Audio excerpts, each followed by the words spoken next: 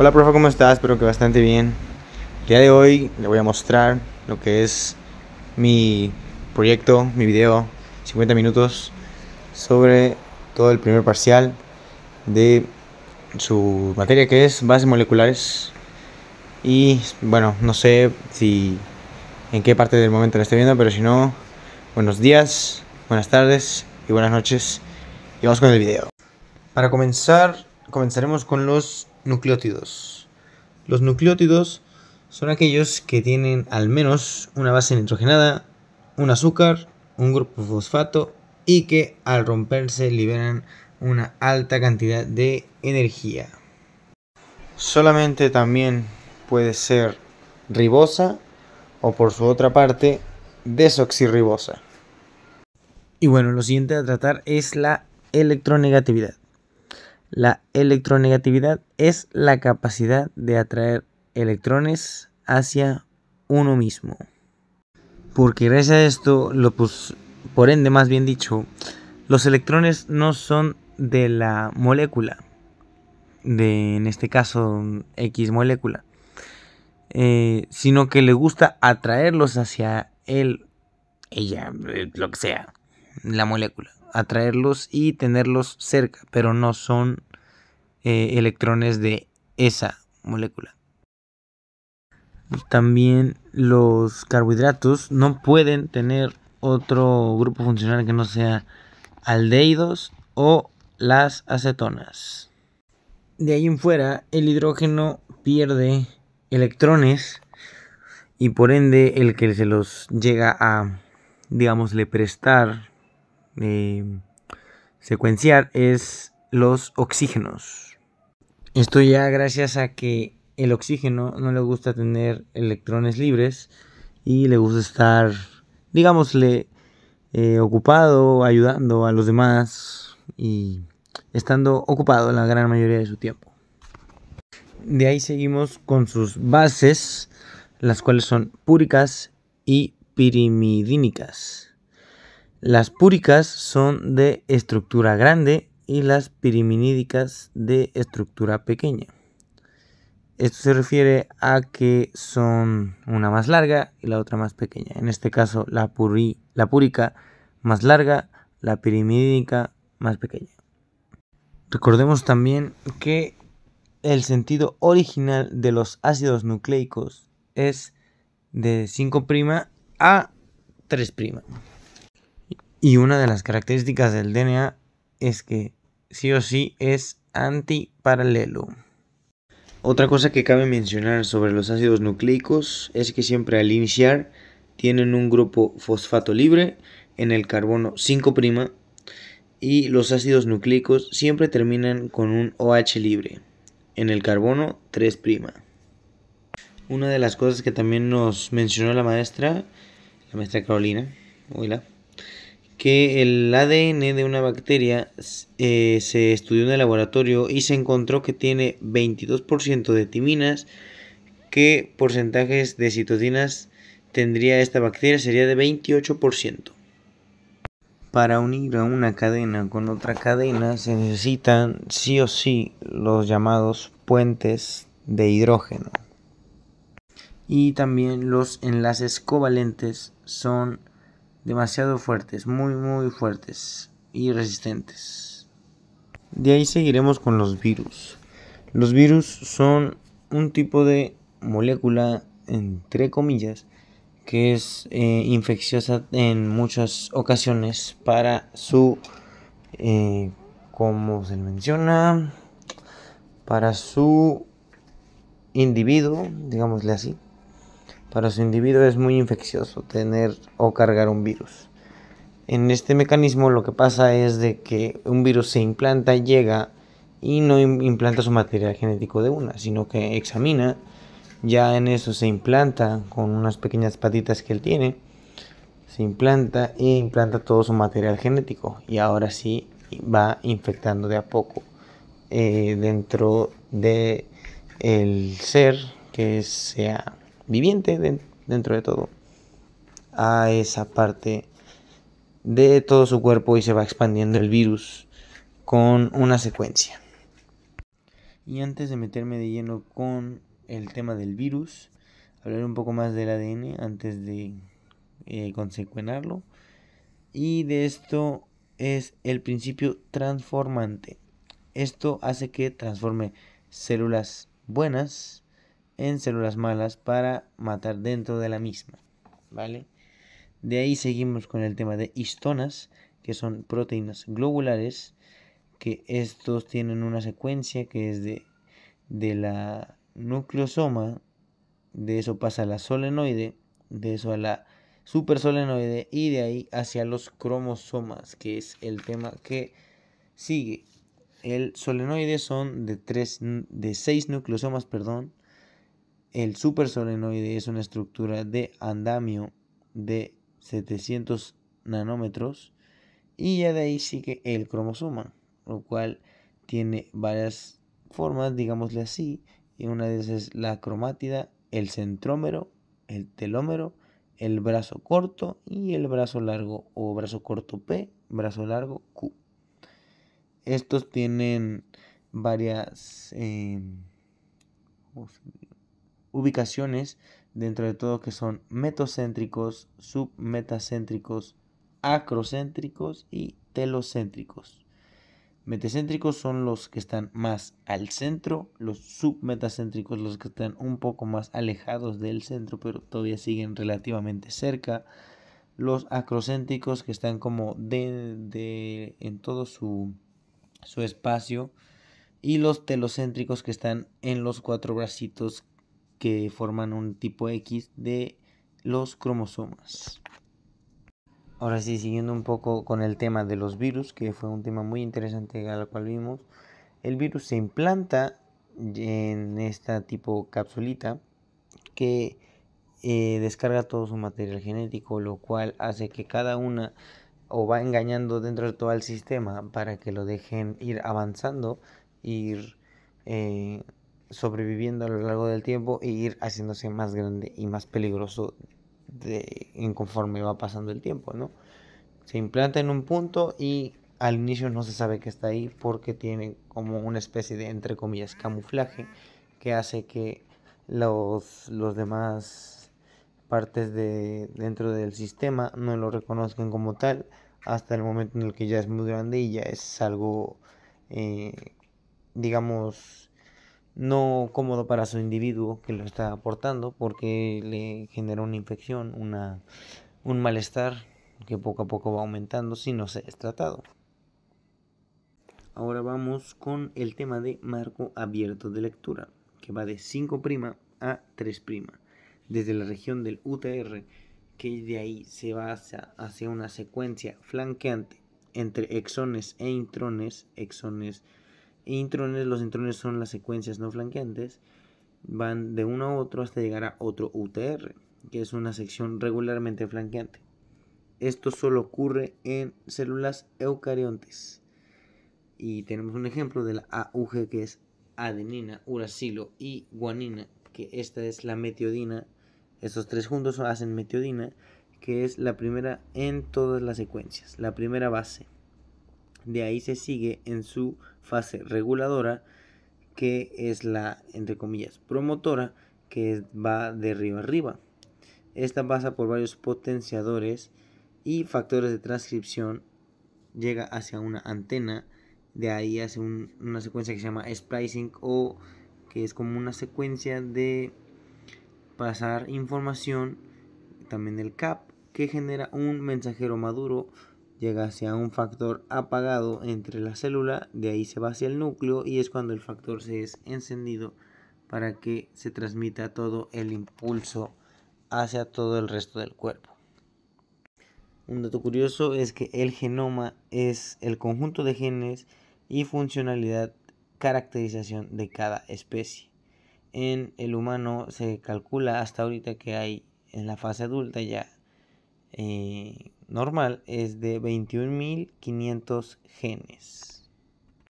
En cambio en el ADN intragénico hay intrones y exones entre un 1.40%, intrones UTR y demás en un 37% y pseudogenes en un 0.60%. De ahí vemos que Watson y Crick, unos grandes en todo este tema, no estaban tan interesados dentro de lo que es el ADN. Entonces todo lo que tenían en un estudio era meramente teórico, no era algo así como experimental o que hayan tenido un experimento como tal, era pura teoría. ¿Qué quiere decir esto? Que no tenía evidencia científica como tal, sino que nada más era una cosa meramente teórica. Y justamente fue en una conferencia que un investigador da a conocer la famosa imagen 51, que es algo muy importante dentro de este mundo del ADN. Esta foto es llamada la mítica difracción de rayos X. Con esto se dan cuenta que el ADN, por su complejidad, va dejando ciertas marcas a lo largo de su avance. De ahí la famosa forma de la doble hélice. Cuando pasó todo esto, la que era responsable era Rosalind Franklin, que era una mujer, una investigadora mujer, que no se reconocía dentro del mundo porque era una etapa de la vida del mundo que era muy pasada, que no le daban mérito hacia las mujeres, vaya. Y justamente ella intentó luchar contra este tipo de tratos, pero fracasó. Entonces con ello se fue su investigación, que también daba algo de la radioactividad, pero también no le hicieron mucho caso por lo mismo, que la radioactividad era algo que no se le tomaba muchísima importancia. Y justamente fueron Watson y Crick aquellos que no buscaron, no la llamaron, no quisieron tener contacto con ella, para precisamente darle el mérito que se merecía dentro de esta investigación sobre el ADN y la difracción de rayos X y todo lo ya mencionado. Esto claro justamente en el año, día y fecha en el que se les es otorgado su premio Nobel. No deciden contactar a Rosalind Franklin cuando ella fue una pieza fundamental dentro de toda su investigación y aportación dentro de la misma.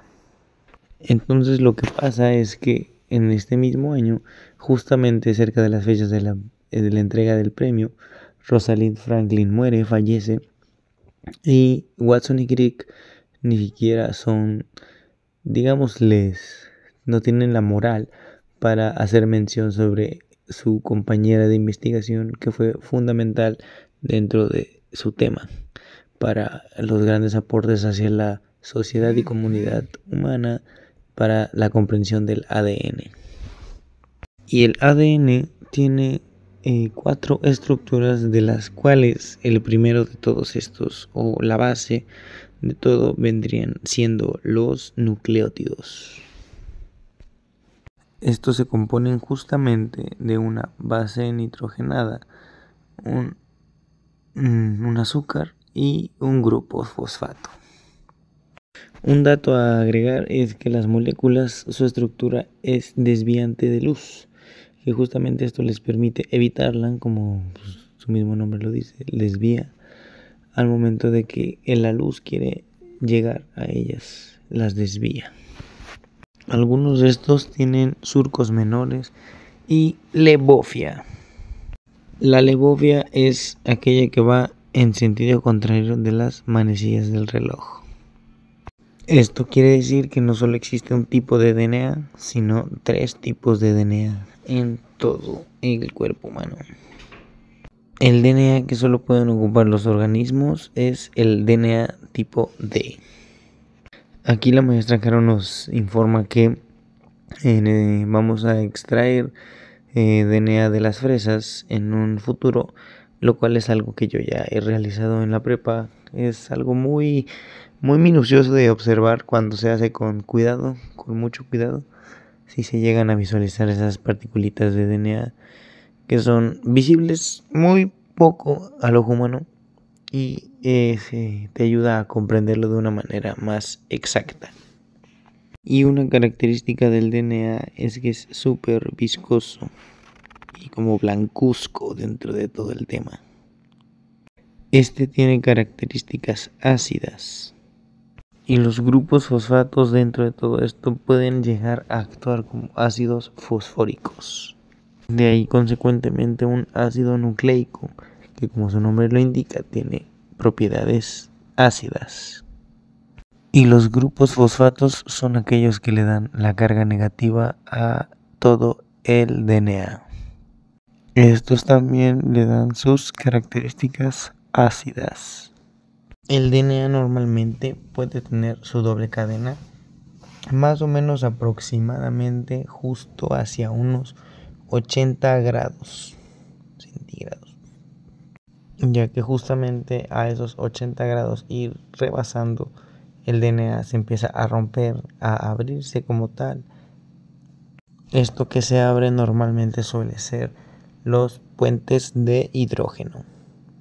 A los 95 grados ocurre algo que se llama vaping typing, que esto hace que la mitad del DNA esté abierto, sus puentes de hidrógeno, y la otra mitad se encuentre totalmente cerrada. Y rebasando los 100 grados ya es una desnaturalización total de todo el DNA.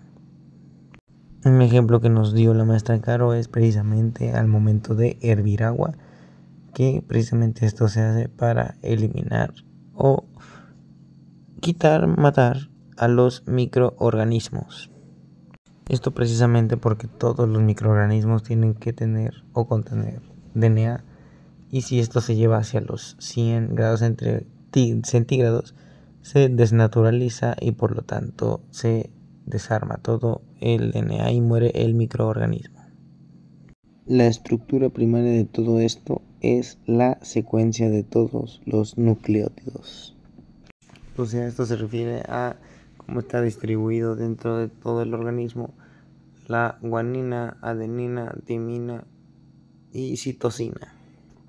Si es de estructura secundaria, esta es la doble hélice, ya que esta tiene sus partes perpendiculares, un surco mayor, un surco menor. Aquí usted, por ejemplo, nos menciona que existe una secuencia terciaria y una secuencia cuaternaria, pero que estas no les dimos muchas importancias porque si no sería sobrecargar nuestra mente de información. Y así la cromatina vendría siendo la estructura terciaria del DNA. Esta se viene agregando junto con las proteínas, o sea que la cromatina vendría siendo proteína y ADN. Aquí la maestra nos explicó con el cabello de unas compañeras que vendría siendo el DNA justamente como estos rizos más atravesados que un cabello liso, o sea, hablando en un DNA liso, que no se puede, que precisamente es por eso que el DNA tiene esta forma como de rizo. Y así con la heterocromatina tendremos éteres, y esto nos hará que nuestro DNA esté sumamente, pero sumamente enrollado. Y justamente es la heterocromatina la que busca encontrar los genes. Justamente aquí la maestra también nos habla de un ejemplo con un coche deportivo y una calle empedrada. No puedes pasar con el coche deportivo en la calle empedrada o muy con baches, porque precisamente vas a dañar el carro. En este caso lo mismo con la heterocromatina, no deja pasar cualquier proteína porque justamente daña el sistema, en este caso lo que vendría siendo en el ejemplo como el carro, ¿no? Esto justamente con aquellas cosas que nos permiten leer el DNA, que justamente esas piedras de DNA son aquellas las que nos evitarán pasar, nos dejarán libre el camino para pasar, y precisamente no será un viaje, digámosle, cómodo para las cosas que vayan pasando, será difícil. Y ese es justamente el trabajo de la heterocromatina, tratar o buscar a todos los genes que vayan pasando para justamente procesarlos y tenerlos ahí. Los DNA silenciados son o se les conocen como DNAs de cimientos. Y de ahí partimos con la eucromatina, que este es un bucle que estaría más abierto en toda la base.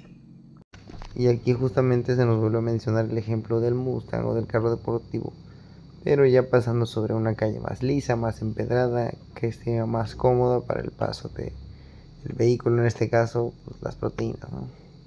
La eucromatina, eu viene de verdadero, y ahí es donde se almacenan los genes, la eucromatina.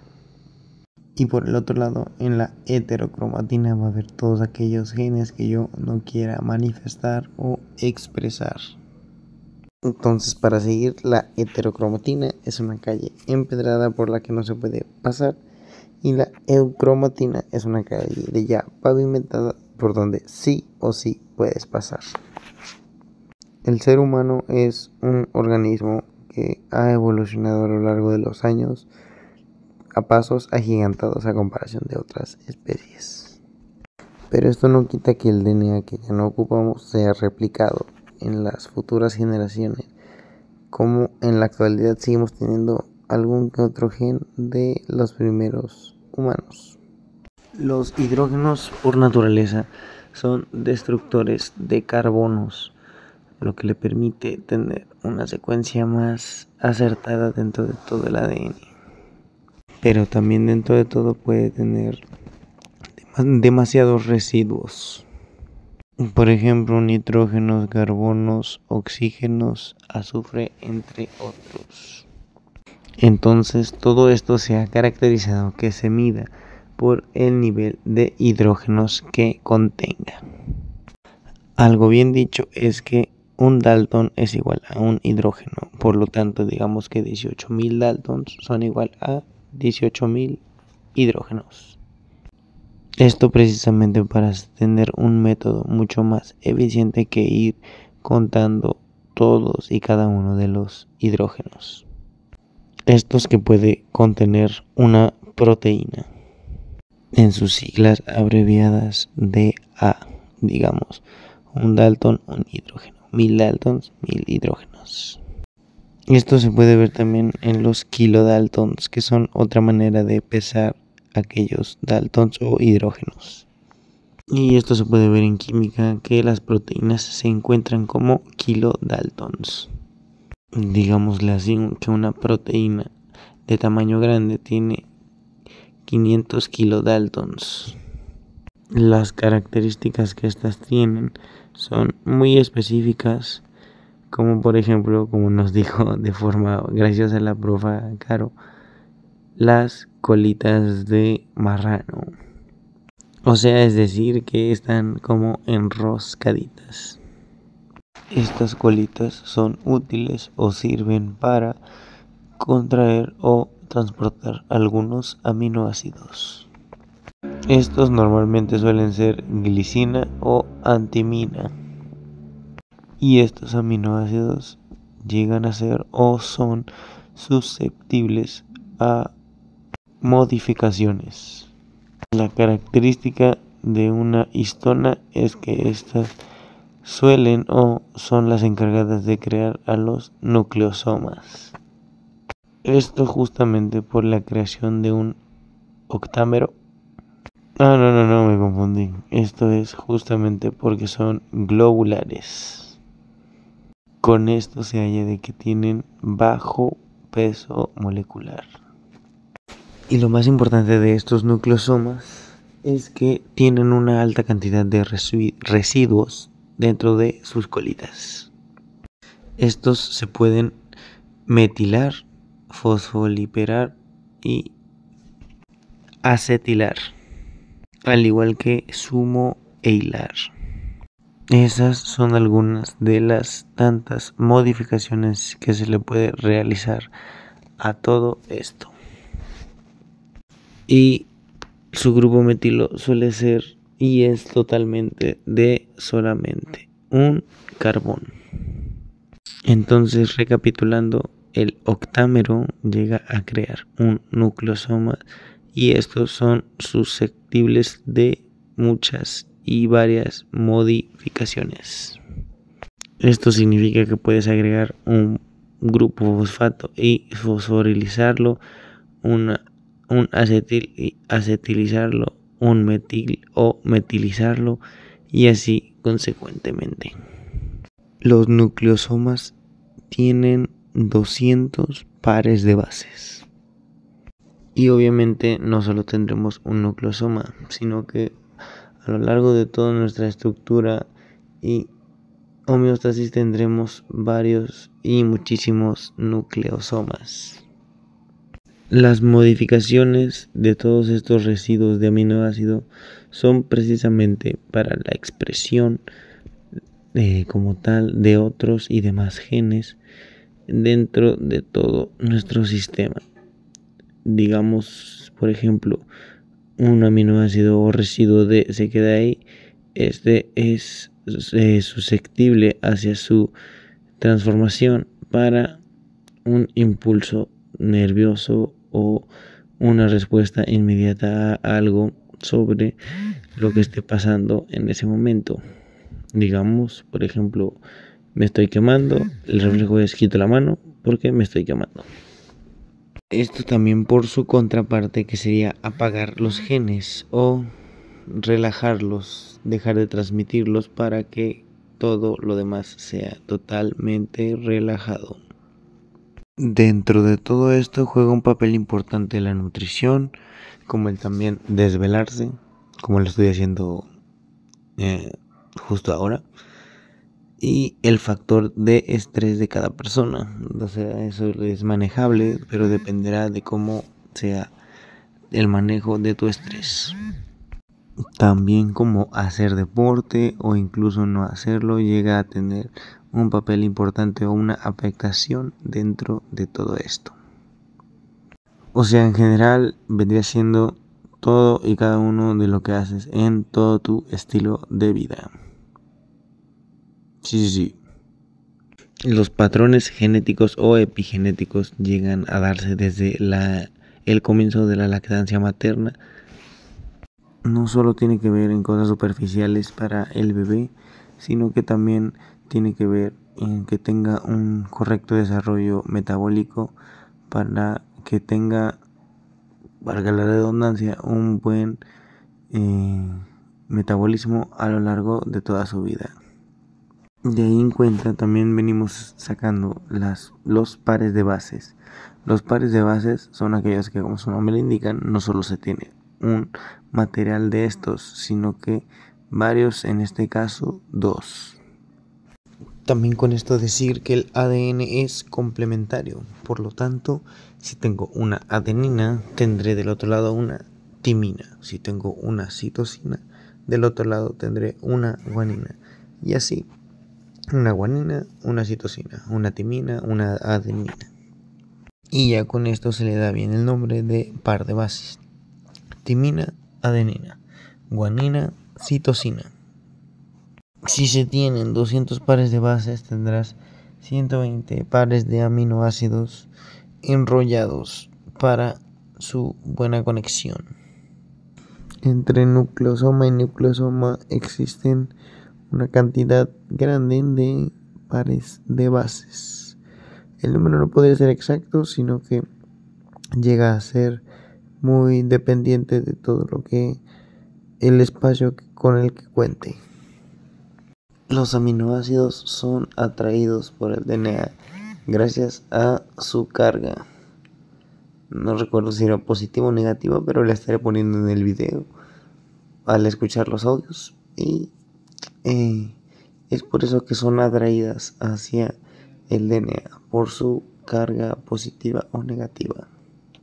Existen mediciones dentro de todo esto, los cuales suelen ser más que nada los nanómetros, que viene desde metro, centímetro, milímetro y nanómetro.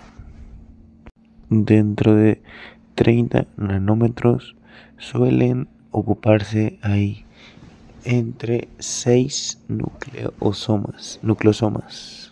Los que normalmente suelen presentar un cambio son las histonas H1.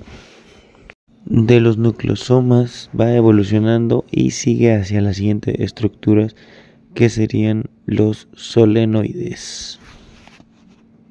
De ahí vienen y parten los supersolenoides, que como su nombre lo dice son varias acumulaciones de los solenoides, así como las acumulaciones para crearlos.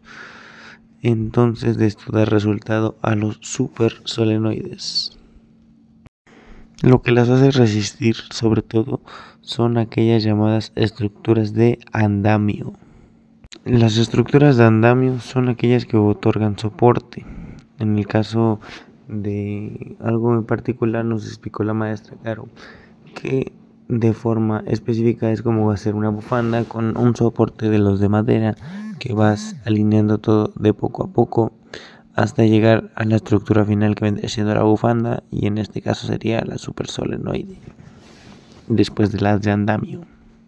Estas proteínas no tienen conexión con el DNA, las proteínas de andamio, pero son aquellas que otorgan el soporte necesario para la creación y la conexión entre todas las partes del ADN. Entonces, para especificar, la estructura de andamio sirve como base para crear una enredadera. Puede ser un tipo de liana, un tipo de, como se le mencionó, bufanda, y entre otras, pero esa es la principal función de esta estructura o proteína de andamio. Como tal no tienen afinidad, pero lo que sí deben de tener es como esa atracción hacia el DNA para ayudarles a formar lo que es su liana o su base para empezar a enredar todo lo que conlleva el ADN de poco a poco. Digamos un ejemplo, así de forma coloquial, la parte de la bufanda vas guiándote con la madera hasta un punto en el que ya te hace súper sólida y ya puedes continuar por ti mismo. Entonces ahí entra estas estructuras de andamio que te dan un movimiento fijo o una estructura fija para que tú puedas, bueno, el ADN pueda llegar a una estructura más específica y facilitar, entre comillas, todo su pase. También tiene que tener lo que se le conoce como esta capacidad de unirse hacia el DNA. Aquí se empieza a ver ya el tema de los cromosomas, que conforme nos vamos avanzando nos damos cuenta que tienen 4 estructuras. El centrómero es aquel que une al par o a las 2 cromátidas. Cuando este cromosoma está partido exactamente a la mitad, se le conoce como cromosoma metacéntrico. De ahí parten un poco más las que son submetacéntricas, y la última que yo recuerdo es la telocéntrica, que está justo en las orillas de los brazos. En la primera es difícil encontrar los brazos, ya que son relativamente de la misma longitud para arriba y abajo, entonces por eso mismo es difícil encontrarlos. Justo escuchando algo, recordé que la otra parte que estaba entre en medio de todo el cuerpo sería acrocéntrica. Entonces, cada estructura del cromosoma se basa en la estructura de sus telómeros y centrómeros. En el ordenamiento de los cromosomas, estos se deben debido al tipo o al tamaño que estos presentan.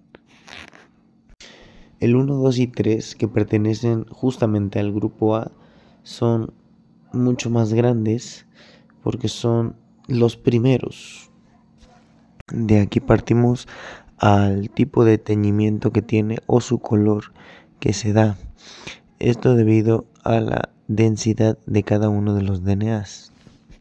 Si se tiñe de un color muy fuerte, es que justamente en ese lugar hay demasiada densidad dentro del cromosoma.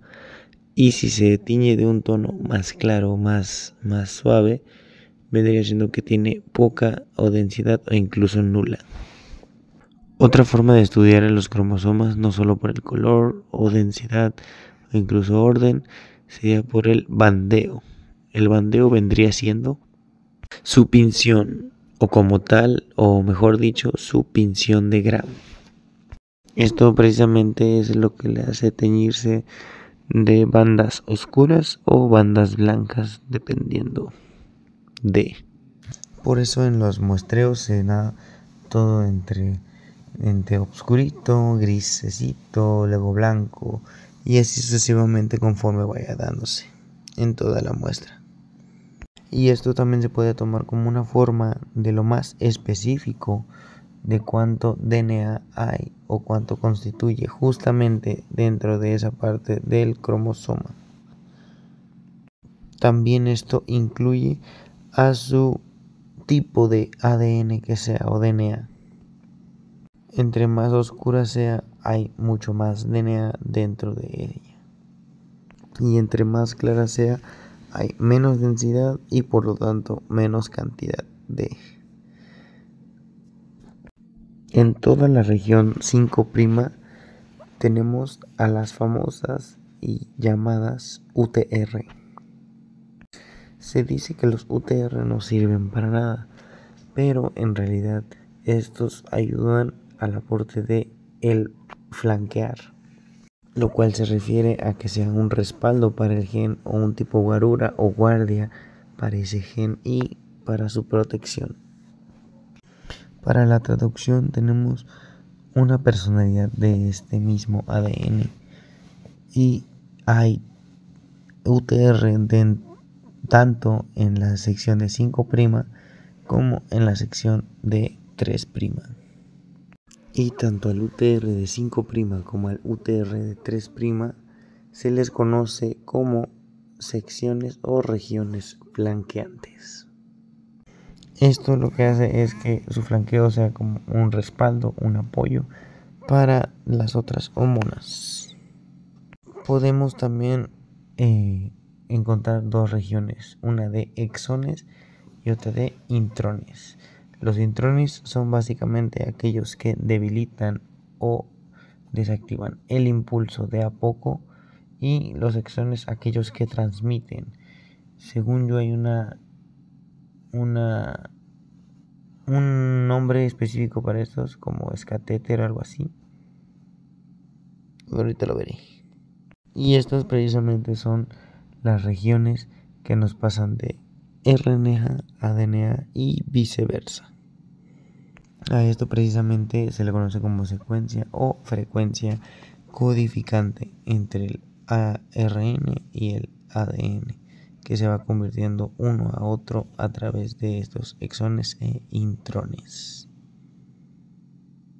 De ahí seguimos con los intrones, que estos precisamente, debido a su composición, ayudan específicamente a que los exones se expresen de manera adecuada y efectiva a todo el organismo,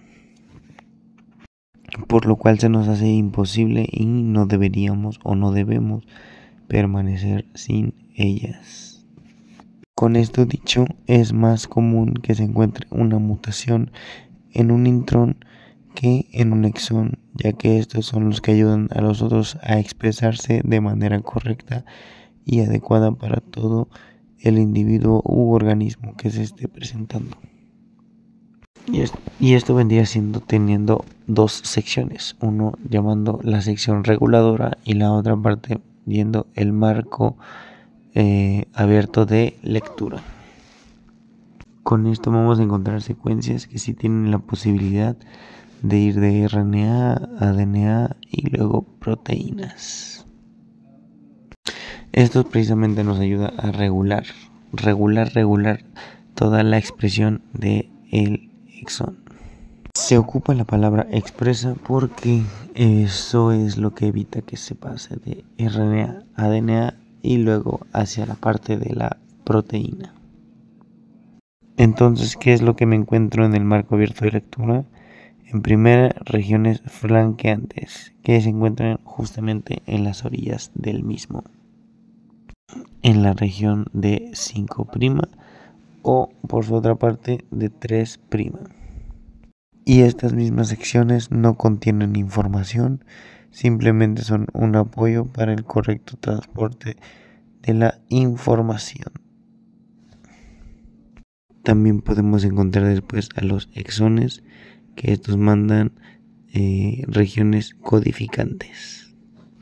Otra cosa que podemos encontrar también son los intrones, que en este caso serían los no codificantes o los que no secuencian la información.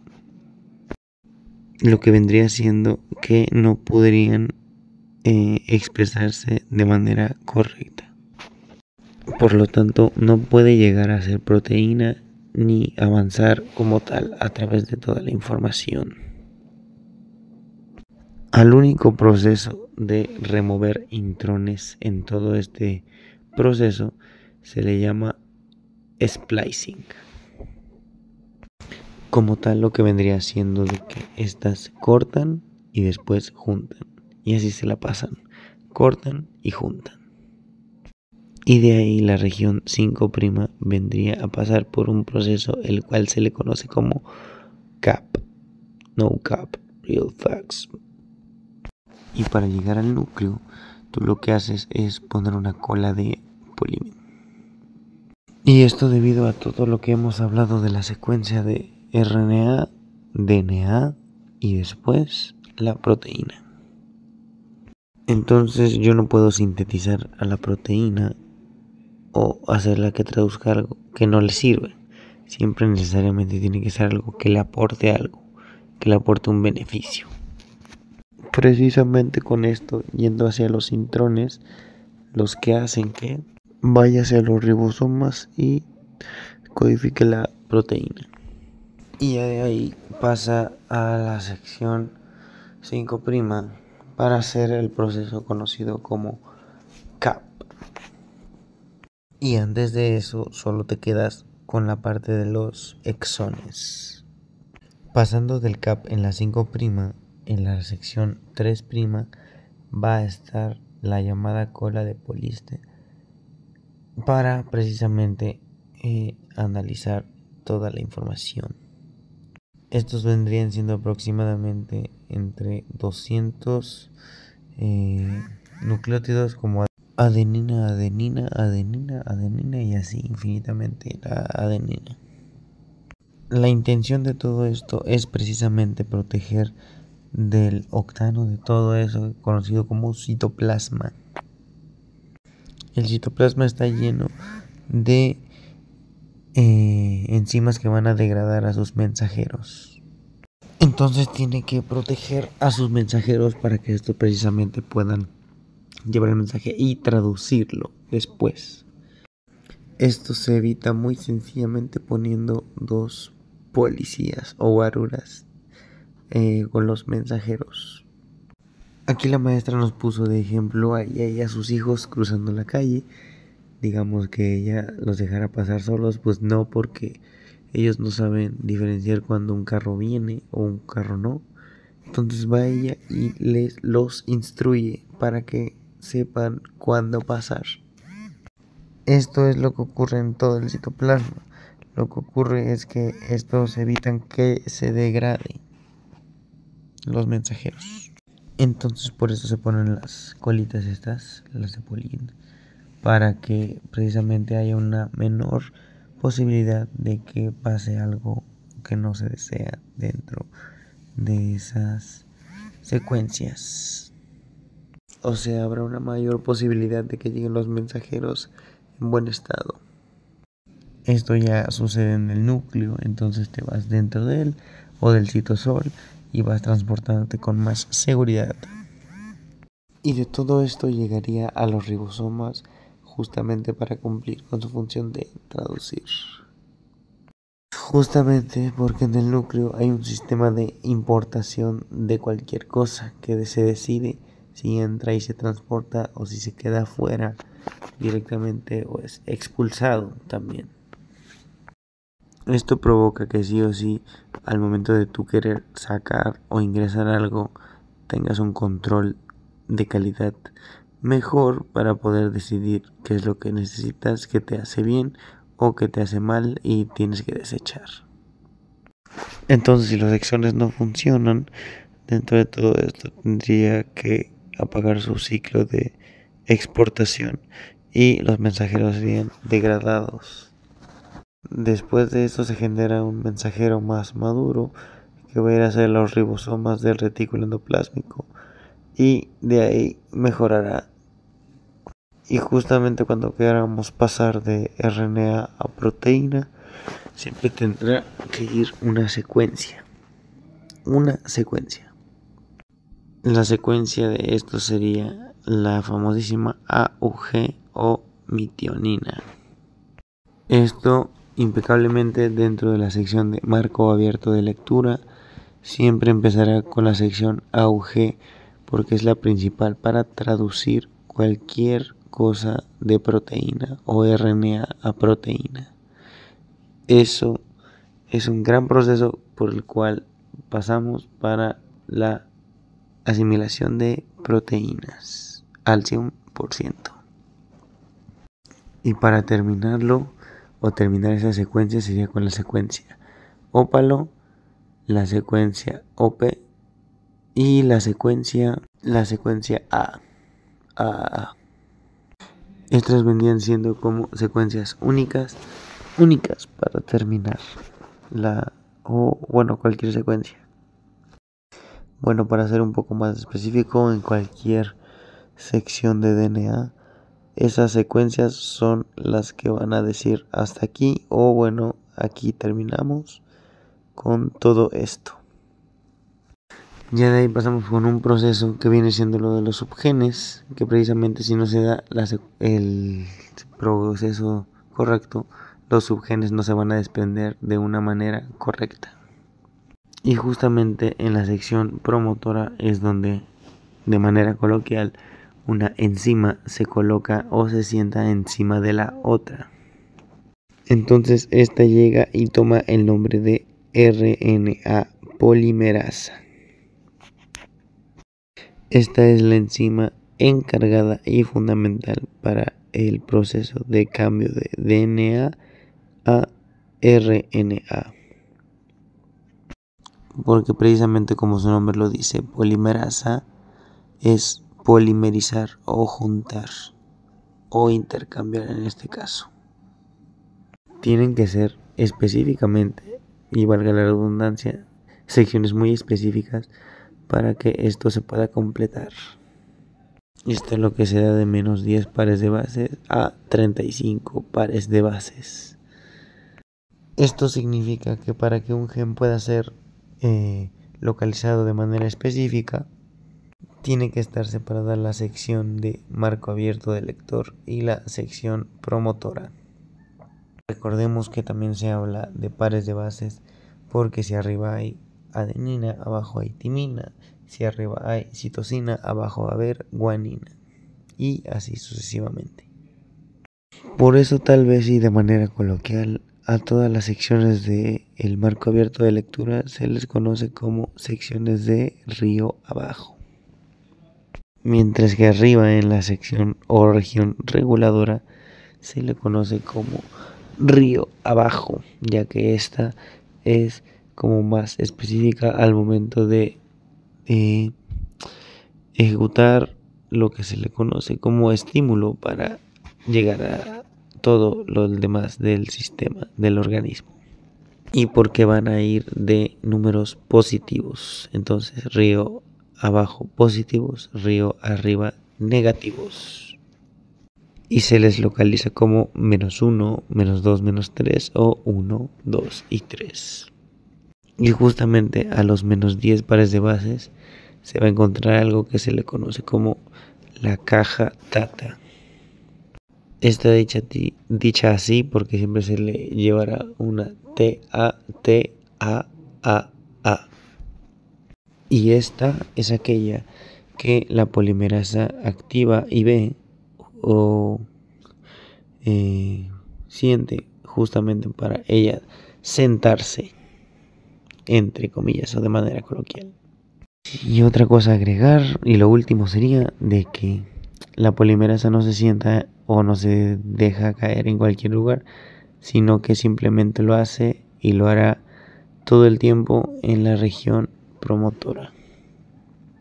Es como si viniera en un helicóptero y ve desde arriba la sección de la caja Tata y dice aquí, a los menos 10 pares de bases. Y bueno, profe, espero que le haya gustado y que haya, aunque sea visto que sí puse atención a las clases, que sí le tomé la importancia necesaria y que ahorita me estoy desvelando porque no lo quise hacer así como usted nos dijo, pero esas son mis consecuencias.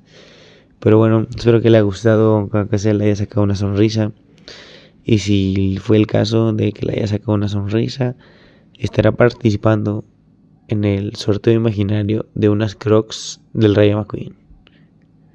Así que bueno, profa, igual, buenos días, buenas tardes o buenas noches en cualquier momento del día que lo esté viendo.